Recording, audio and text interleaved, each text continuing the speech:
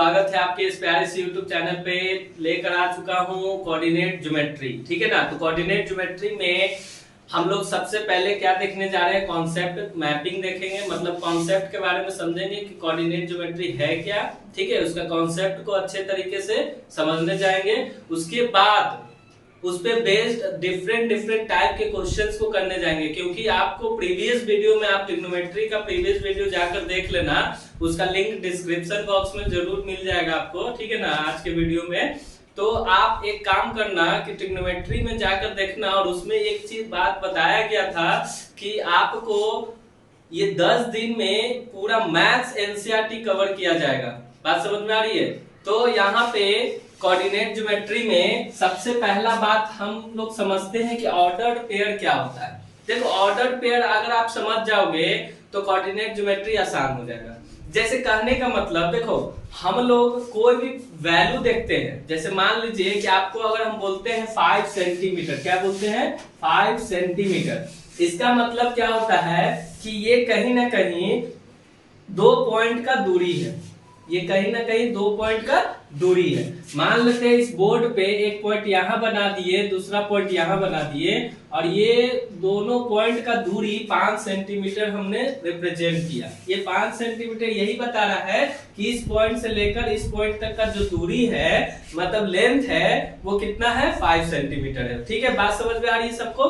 तो यहाँ पे आप देखो कि ये पॉइंट ए है और ये पॉइंट बी है, ठीक है।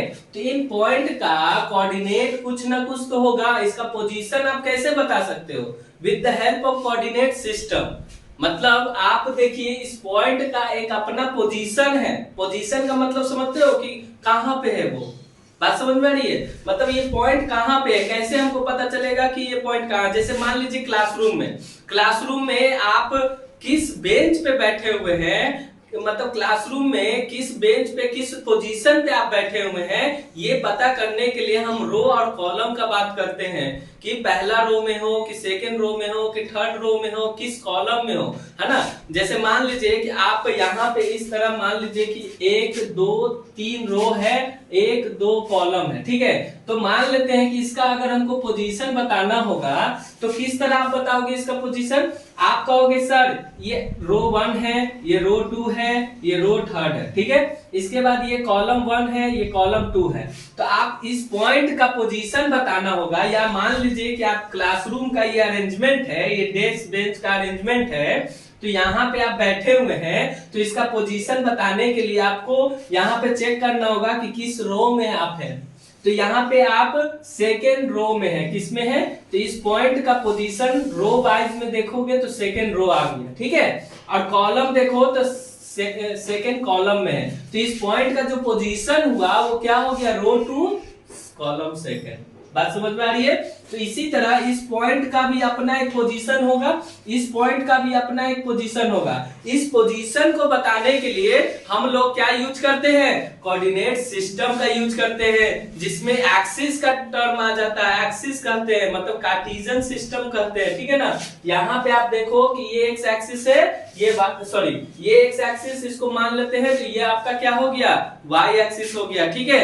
और यहाँ पे दोनों एक्सिस मिल गया, तो इस पॉइंट को क्या बोलते हैं? ओरिजिन बोलते हैं। इस पॉइंट को क्या बोलते हैं? ओरिजिन। तो इसी को जैसे मान लीजिए ये पॉइंट है, तो यहाँ पे वाई एक्सिस रिप्रेजेंट कर लिए, ये एक्स एक्सिस हो गया, ठीक है ना। ये एक्स एक्सिस हो गया, ये वाई एक्सिस हो गया। इसी को बोल दिया रो, इसी को बोल दिया कॉलम। ये एक्स को रिप्रेजेंट किया, ये वाई को रिप्रेजेंट किया। बात समझ में आ रही है? अब यहाँ पे बताइए इसका पोजीशन हमको बताना है, तो इसके लिए एक परपेंडिकुलर लाइन आपने इस पे ड्रॉप कर दिया, और यहां से एक परपेंडिकुलर लाइन आपने y पे ड्रॉप कर दिया। तो ओरिजिन से, मतलब ओरिजिन का जो कोऑर्डिनेट होता है वो 0 0 होता है। ये बतलाता है कि ये पॉइंट हमारा क्या है? एक्स एक्सिस से 0 डिस्टेंस पे है, वाई एक्सिस से भी 0 डिस्टेंस पे है, और ये कुछ दूरी होगा, इसको x मान लेते हैं, और ये कुछ दूरी होगा, इसको y मान लेते हैं। तो इस पॉइंट का जो कोऑर्डिनेट होगा x, y होगा। इसी कोऑर्डिनेट को ऑर्डर पेयर कहा जाता है। पहला वैल्यू को x वैल्यू बोलते हैं, और दूसरा वैल्यू जो होगा इसमें वो y कोऑर्डिनेट y एक्सिस को रिप्रेजेंट करेगा। तो आपने ऑर्डर पेयर को अच्छी तरीके से समझ लिया है, तो अब कोऑर्डिनेट सिस्टम या जितने भी कोऑर्डिनेट का क्वेश्चन होता है उसमें आपको कोई डाउट नहीं होगा, ठीक है ना। तो इसके बाद हम लोग अभी पढ़ने जा रहे हैं डिस्टेंस फॉर्मूला क्लास 10 का, ठीक है। तो जुड़े रहिए इस वीडियो से, बने रहिए, ठीक है। तो आपने कोऑर्डिनेट सिस्टम में ऑर्डर पेयर को समझा, इसके बाद आपको बताया गया कि डिस्टेंस फॉर्मूला को हम लोग सीखने जाएंगे। उससे पहले आपको डिस्टेंस फॉर्मूला प्रूफ करने के लिए बताया जाएगा। देखो डिस्टेंस फॉर्मूला होता क्या है उसको पहले समझेंगे। आपको हम क्या बोले कि कोऑर्डिनेट सिस्टम में ऑर्डर पेयर होता क्या है, मैंने पोजीशन बताता है किसी भी पॉइंट का। तो मान लीजिए कि इस प्लेन में आपको, मान लीजिए ये बोर्ड आपका एक प्लेन है, ठीक है ना। ये बोर्ड आपका प्लेन है और इस प्लेन में कहीं पे भी 2 पॉइंट दे दिया, एक पॉइंट यहाँ पे ले लिया, दूसरा पॉइंट हमने यहाँ पे ले लिया, ठीक है। ये पॉइंट 2 गो पॉइंट है, इसका नाम भी आप दे सकते हो। जरूरी नहीं है कि सर ने बताया ए और बी पॉइंट है तो आप भी ए और बी ही समझ लेना, नहीं, आपका मन एक्स वाई मान लो, इसको आप इसको पी क्यू मान लो, आर एस मान लो, जो मानना है मान लो, है ना। तो यहाँ पे हम मान लेते हैं कि ए पॉइंट है, ये हमारा पॉइंट बी है, ठीक है। तो इस पॉइंट का अपना एक पोजीशन होगा कि नहीं होगा, होगा। तो इस पॉइंट का पोजीशन होगा x1 y1, ठीक है ना। और इस पॉइंट का अपना एक पोजीशन होगा x2, y2। ये बात समझ में आ गई। तो इसका ऑर्डर पेयर हमने लिख लिया। तो आपको एग्जाम में या किसी भी तरह का डिस्टेंस फॉर्मूला से रिलेटेड क्वेश्चन रहेगा तो दोनों पॉइंट का कोऑर्डिनेट दिया रहेगा अगर डिस्टेंस निकालना है। बोर्ड पे 2 पॉइंट है, दोनों पॉइंट का कोऑर्डिनेट दिया हुआ है, कोऑर्डिनेट का वैल्यू दिया रहेगा, तो आपको डिस्टेंस निकालने के लिए बोला जाएगा। अगर डिस्टेंस दिया हुआ है तो किसी एक कोऑर्डिनेट का वैल्यू निकालना होगा। तो देखो इसको हम प्रूव करने जा रहे हैं। तो आपका जो टॉपिक है वो क्या है, टॉपिक डिस्टेंस फॉर्मूला, ठीक है। और डिस्टेंस फॉर्मूला देखो हम लिख दे रहे हैं ऊपर कि क्या होता है। डिस्टेंस फॉर्मूला मान लीजिए 2 पॉइंट ए बी है और ए बी निकालना है, तो रूट अंडर क्या होता है, x2 माइनस x1 का whole square plus y2 minus y1 का होल स्क्वायर, ठीक है। ये फॉर्मूला आपको रट लेना है, क्योंकि फॉर्मूला रट लेना इसलिए क्योंकि आपको क्वेश्चन अगर दिया जाएगा तो आप क्या कर सकते हो, उसको इजिली सॉल्व कर सकते हो with the help of formula. Formula based question भी आते हैं एग्जाम में, ठीक है ना, ऑब्जेक्टिव टाइप क्वेश्चन में। तो आपको वो ध्यान में रखना है। इसको हम प्रूव करने जा रहे हैं। यहाँ पे देखो इसके लिए आपको क्या बताया गया था, मान लेते हैं कि ये हमारा 2 पॉइंट है, दोनों पॉइंट प्लेन में है, तो एक्सिस आपको ड्रॉ करना होगा। ये आपका क्या हो गया, एक्स एक्सिस, ये तो ओरिजिन हो गया जहां इंटरसेक्ट कर रहा है, ये वाई एक्सिस हो गया, ठीक है। तो इस पॉइंट से आप क्या करोगे, परपेंडिकुलर लाइन ड्रॉप करोगे, कहां पे, एक्स एक्सिस पे, ठीक है। तो यहाँ पे जो कट किया तो आप बताओगे कि सर ये ओरिजिन से इस यहां तक का जो दूरी होगा वो क्या हो जाएगा, x1 हो जाएगा। मतलब इसको अगर हम लेवलिंग कर दें, मान लीजिए इसको c मान लेते हैं, तो OC का डिस्टेंस, OC का जो लेंथ होगा वो x1 होगा, ठीक है। उसी तरह परपेंडिकुलर लाइन आप y एक्सिस पे गिरा लोगे, तो ये पॉइंट को अगर हम D मान लेते हैं तो OD का जो लेंथ होगा वो क्या हो जाएगा, y1। ये x1 y1 हम क्यों ले रहे हैं, क्योंकि कोऑर्डिनेट दिया हुआ है, गिवन है x1 y1, आप लेट किए हैं, ठीक है ना। आप यहाँ पे अगर P और Q लेट करते तो ये लेंथ हो जाता P और ये लेंथ हो जाता Q, ठीक है ना। बात समझ में आ रही है? और नहीं समझ में आता है तो वीडियो पॉज करके फिर से पीछे जाकर आप समझने का कोशिश जरूर करना, ठीक है ना, बात समझ में आ जाएगी। अब यहाँ पे देखो ये हमारा क्या है, पॉइंट B है, तो इससे एक्स एक्सिस पे जब आप गिराते हो परपेंडिकुलर लाइन, तो ये एक पॉइंट आपको मिला यहाँ पे, इसको मान लेते हैं E पॉइंट, ठीक है ना। तो आप बोलोगे सर O से लेकर C तक का जो डिस्टेंस होगा वो क्या हो जाएगा, x2 हो जाएगा, ठीक। उसी तरह परपेंडिकुलर लाइन आप y एक्सिस पे गिराते हो B पॉइंट से, तो आपको एक पॉइंट यहाँ कट करेगी, उसको आप सपोज यहाँ पे R लेट कर लेते हो, ठीक है। तो O से लेकर R तक का जो डिस्टेंस होगा वो क्या हो जाएगा, आप सोचो, यहाँ पे क्या है, y2 है तो y2 हो जाएगा, ठीक है। तो ये डिस्टेंस हमने इस तरह परपेंडिकुलर लाइन गिरा दिया। देखो डिस्टेंस फॉर्मूला कब यूज करते हैं? डिस्टेंस फॉर्मूला का मतलब हो गया कि ए पॉइंट से लेकर बी पॉइंट तक का दूरी क्या होगा। मतलब ये दो पॉइंट है ना जी प्लेन में, इन दोनों पॉइंट का दूरी क्या है वो हम कैलकुलेट कर सकते हैं with the help of distance formula. मतलब दो पॉइंट कहीं पे भी हो प्लेन में, उसका कोऑर्डिनेट आपको मालूम रहेगा तो आप डिस्टेंस निकाल सकते हो, ठीक है ना। तो यहाँ पे देखो इसको हम ज्वाइन करेंगे, क्या करेंगे? ज्वाइन करेंगे, ठीक है। ए को बी से ज्वाइन कर लिए, ठीक है। ये ए कोऑर्डिनेट था आपका x1 y1, ठीक है ना। ये क्लियर है।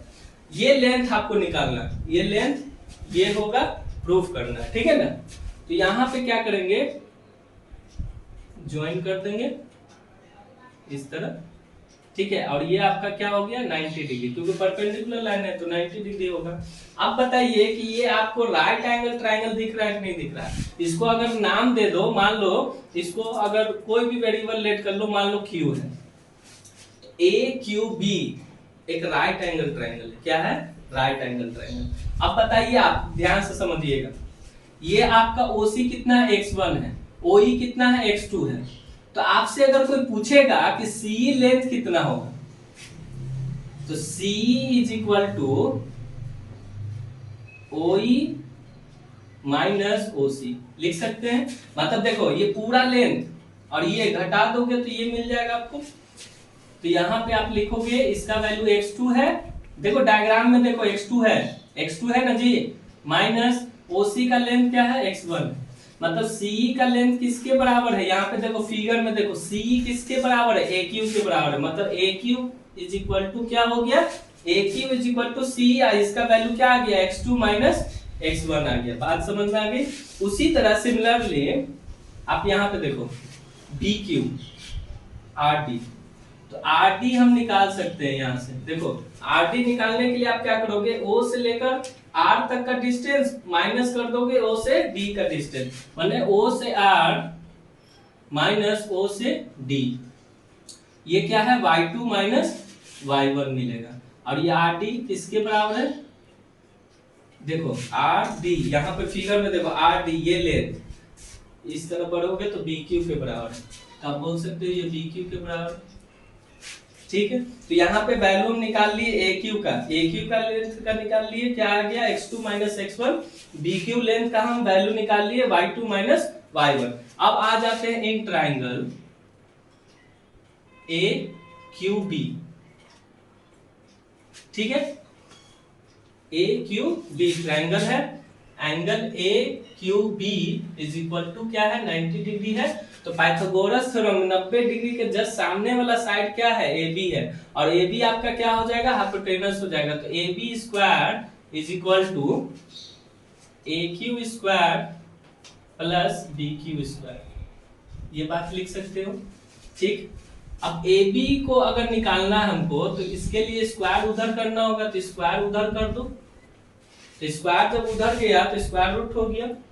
AQ का वैल्यू क्या है? x2 माइनस x1, इसको पुट कर लो। AQ के जगह पर x2 माइनस x1 हमने रख दिया, और स्क्वायर है तो इसका होल स्क्वायर कर लिए, प्लस BQ का लेंथ क्या है? y2 माइनस y1, इसका होल स्क्वायर कर लिए। तो यही कहलाता है आपका डिस्टेंस फॉर्मूला दो पॉइंट का।